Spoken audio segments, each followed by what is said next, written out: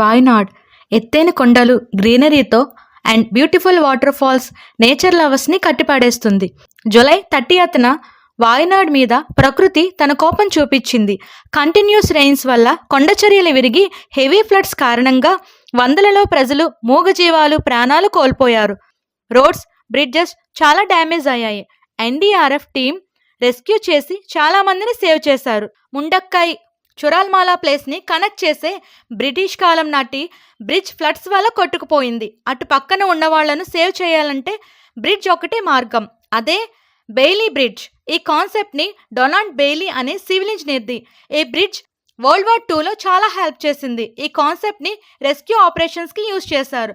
190 feet ఉన్న ఈ బ్రిడ్జ్ని Madras sappers army head major Sita Ashok Shelke తన టీంలో 150 మెంబర్స్ సోల్జర్స్తో రెస్ట్ లేకుండా కేవలం 33 hours అంటే July 31 9 AM to August 1 6 PM complete చేసి ఈ విక్టరీని సాధించారు.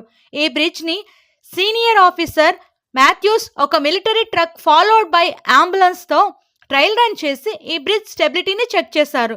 ఈ బ్రిడ్జ్ కెపాసిటీ 24 tons.